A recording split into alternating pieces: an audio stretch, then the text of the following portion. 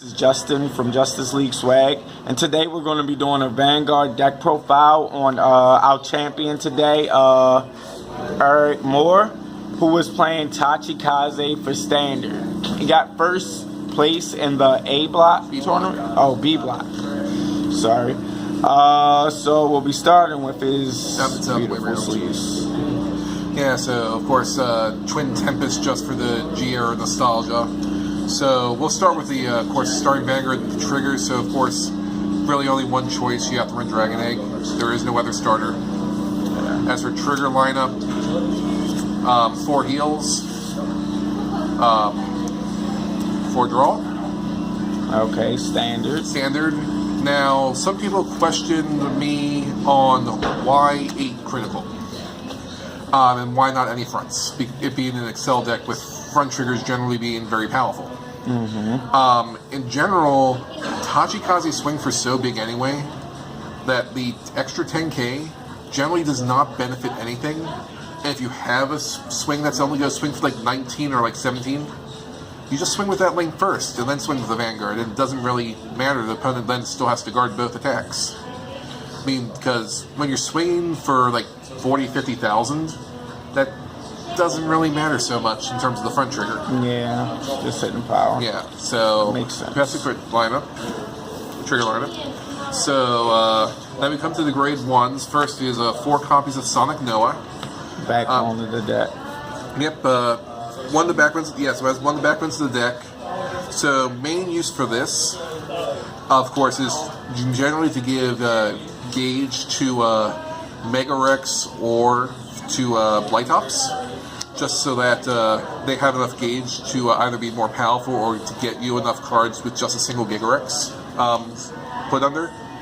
However, Sonic Noah has more versatility than that. I mean, you can run it in. You can put it in the Excel circle. It hits anything for 10k shield with the on-hit threat. You can put it behind. You can put it behind bigger Gigarex, and you swing for 40, 50,000, and you still have that on-hit threat. Which, even with the threat of the criticals, it gives the even more incentive to try to guard that huge Vanguard swing, because you're just going to plus even more. Okay. Because since this guy works on boost or on attack itself, so it's an incredibly versatile card. Then we go to the other key main grade 1 of the deck, the Ceratorex. So you can do a lot of dirty combos with this card. So, I mean, the main thing is that, one, it just gets gauged by itself without needing any other help. And of course, it's one of your ways of getting resources back with the Soul Blast. But, say, for example, like, if you're going second, for example, just combo it on rear guard, it gets the gauge. You have Sonic Noah as your Vanguard. So you're swinging for the 8k, and then you're swinging for the 8k with the on-hit threat of retiring and drawing, and still getting engaged under him.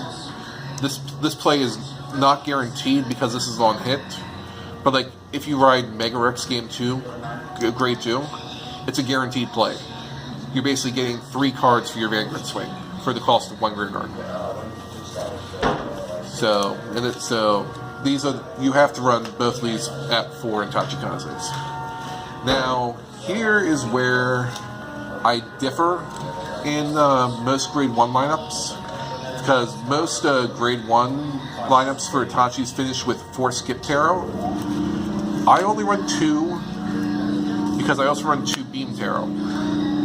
And the reason for this is the versatility and what you can do with them. I mean, the Skip Tarot is more for that, you can bring it back for the 10k shield. Beam Tarot is the one that lets you hit magic numbers against some things. Like, it gives 3,000 to 3 of your rear guards. So your 9k grade 2s, they now hit 12k Excel and protect Vanguards. You have just a 12k grade 3. You now have a 15k grade 3 that hits Force, or if boosted, hits 23,000. So forcing all the extra guard out of Force clans. So, I mean, with my playtesting, I've tried adding more of one or the other, and all of one just never worked.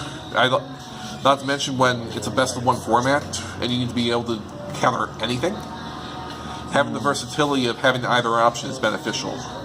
Not to mention that Skip Tarot, as long as you have the open counterblast, can do the same thing with the next card I'm going to reveal as the Ceratorex was. So we go to one of the key grade 2s, that being Megarex. Megarex is your ideal opening grade 2 ride, simply because of his card advantage.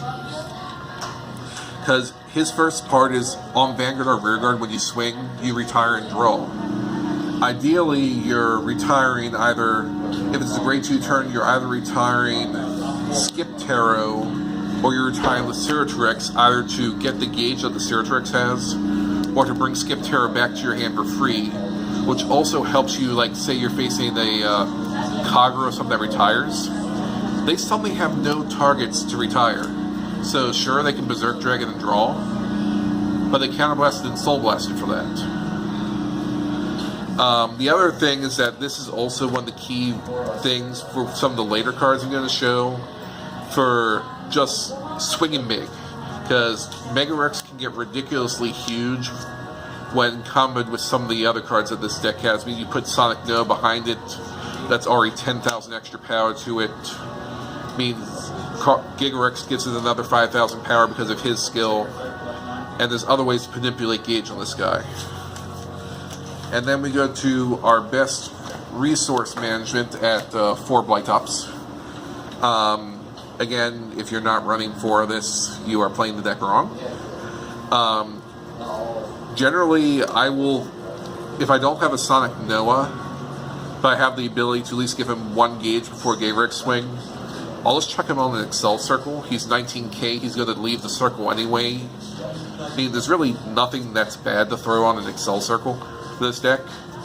But main reason for him, I mean, unlike Ceratorex gets you 1 card, this guy gives you 2.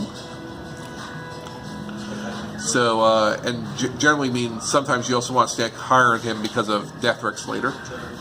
But generally mean, sure, I do often see a lot of triggers under him, but I actually find that beneficial because it gives me the ability to guard my opponent's attacks.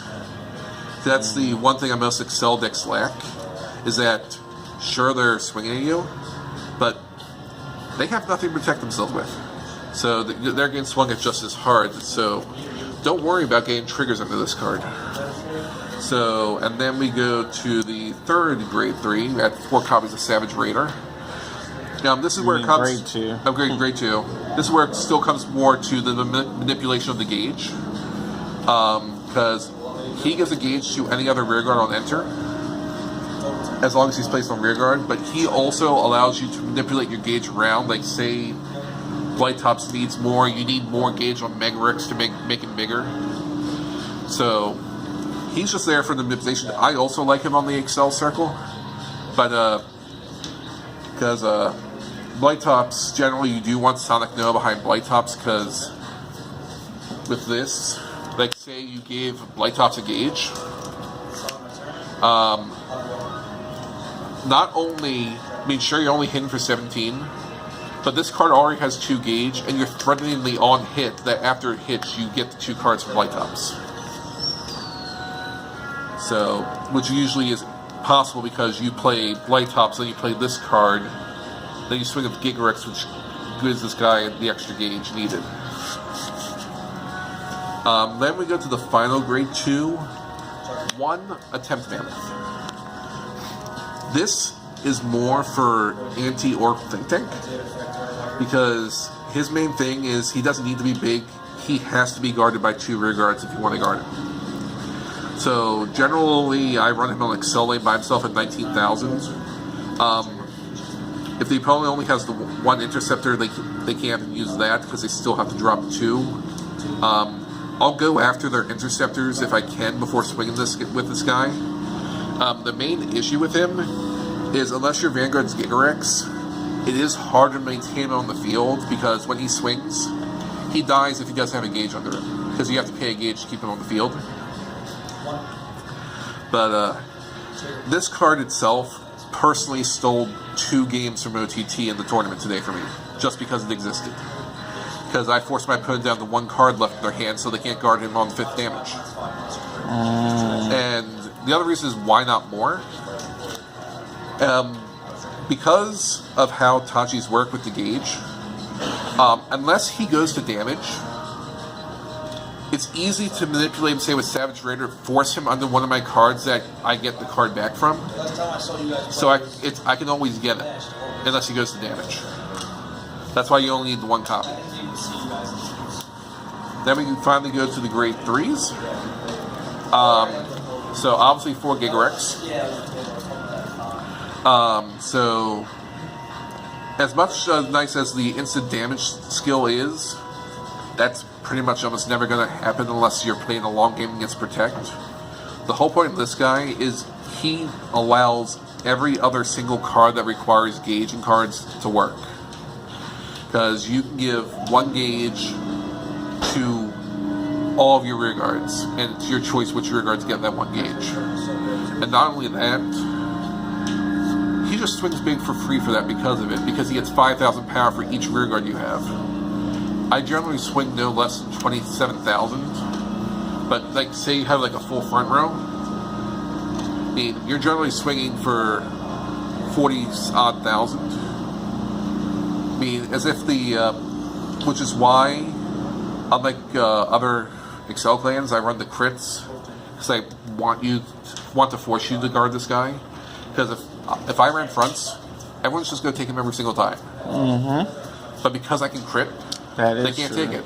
Because against the other Tachi deck that I played in regionals today, I no guarded the Vanguard because most of them are playing front triggers. So. The other way that you can add more pressure to this hit, you throw Sonic No behind it.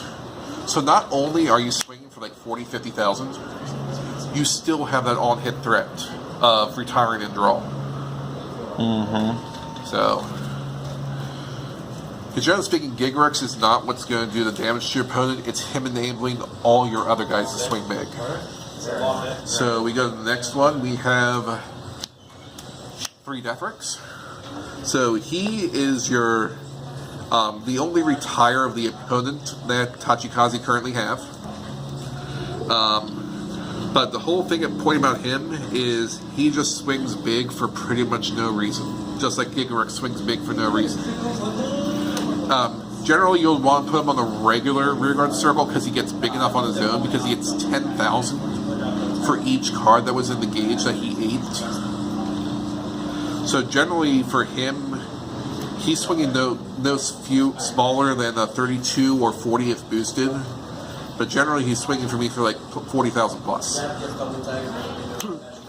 So, and this also, in order to swing big with him, that's why I run my final tech, which is more also anti-OTT. 1 copy of Savage King. So, Savage King, you never want to run him. But the reason you run him is he's like, first, he is basically a free Megarex without needing to counterblast to get big, because he's 5,000 power for each gauge he has when he swings to the Vanguard. But the whole point is that when he does swing at the Vanguard, he's allowed to move as many all the gauge from 1 rearguard you have under himself. So, like, to show an example play for generally, because with just these guys and your let's say we have Gigarex, you're already going to swing big. So let's assume that he's in an Excel circle here. You have your 2 guys here. He's here. And we have a Sonic Noah. Basically, you go swing. So he already gets a gauge. He's going to get a gauge. Then when you swing with, and this is already going to be, this is just 32,000, this situation already, but I'm just doing a brief example. Then you can swing with him on the Excel. We're just going to assume we had some other rear guard here because we don't want to retire Noah. So you retire the 1 rear guard, you draw, he gets another gauge. So he's swinging for 29. And then when you swing with King, not only does Noah give him a gauge, he steals the gauge from Megarex. So you're looking at a 40,000 hit. And then Deathrex is already going to be swinging for 52,000. If your opponent's at 5, they're generally not going to be able to guard this. Especially if, like, if you want to add insult to injury, say you roll twice and you have the attempt mammoth over here, just saying, hey, I take 2 cards to guard. That's pretty good. Yeah. That's the whole point with even the protect decks for as defensive are. They cannot guard this many big swings if they're at 5. Mm-hmm. But that is pretty much my deck profile, my reasonings for building what I did. Because I did it to personally crush Oracle Think Tank.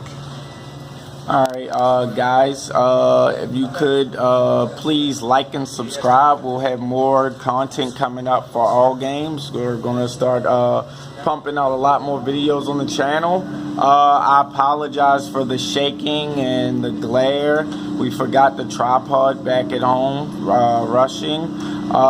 Eric, are there any closing comments you'd like to make? This was your first regional when you won it. Yes, it was my first regional. I mean, all I say is I had a great time. I pretty much wish I had always been coming to these. So, all right, good. Maybe more players will start coming out, especially from our area. I mean, I just hope that more people pick up Tachikaze because it's the clan I've always enjoyed and no one wants to play it. All right, guys. As I said before, please like and subscribe, and we'll have more content coming. Peace.